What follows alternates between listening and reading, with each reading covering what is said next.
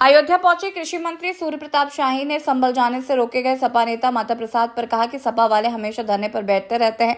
उनके धरने को कौन नोटिस में लेता है। जहां उनकी इच्छा होती है वहीं धरने पर बैठ जाते हैं। उनका आईना ही दूसरा है। सूर्य प्रताप शाही ने कहा कि सुप्रीम कोर्ट ने सर्वे पर रोक नहीं लगाई, निचली अदालत की कार्रवाई को रोका है। सर्वे रिपोर्ट को बंद लिफाफे में सुप्रीम कोर्ट ने मांगा है। अदालत उसके बारे में फैसला करेगी। सपा को ना तो न्यायपालिका पर भरोसा है और ना तो भारत की लोकतांत्रिक व्यवस्था पर भरोसा है।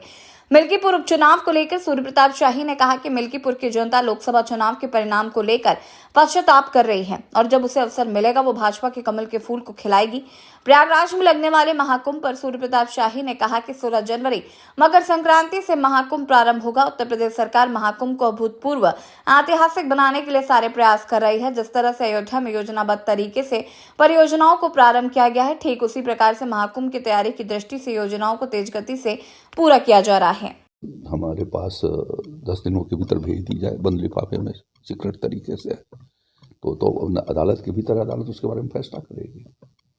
उन्हें किसी भी न न्यायपालिका पर भरोसा है, उनको न भारत के लोकतांत्रिक व्यवस्था के ऊपर भरोसा है, न चुनाव आयोग पर भरोसा है, न राज्य सरकार और केंद्र सरकार के ऊपर उनको भरोसा है। तो वो जो कुछ भी कहें वो सब सही। पहले चलता था कि खाता न बही और सीताराम केसरी जो कहें वो सही। हमें पूरा विश्वास है कि मिल्कीपुर की जनता लोकसभा के चुनाव के परिणाम का वो पश्चाताप कर रही है और जब कभी भी उसे अवसर मिलेगा वो भारतीय जनता पार्टी की कमल फूल को खिलाएगी। साल महाकुंभ लग रहा है प्रयागराज में और 14 जनवरी से मकर संक्रांति से वो प्रारंभ होगा। उत्तर प्रदेश सरकार ने उसको अभूतपूर्व और ऐतिहासिक बनाए जाने की दृष्टि से पूरे प्रयास किए हैं माननीय मुख्यमंत्री योगी आदित्यनाथ जी के नेतृत्व में।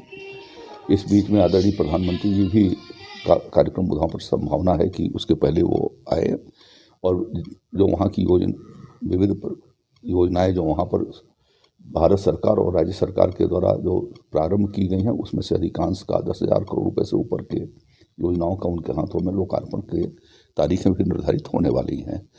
अयोध्या में इस प्रकार से हम लोगों ने योजनाबद्ध तरीके से प्रयास करके और विविध प्रकार की योजनाओं को यहाँ पर प्रारंभ हमारी दोनों डबल इंजन की सरकारों ने किया और पूरा किया। अधिकांश उसमें से पूरी हो चुकी हैं। ठीक उसी प्रकार से महाकुंभ की तैयारी की दृष्टि से भी प्रयागराज में ऐसी योजनाओं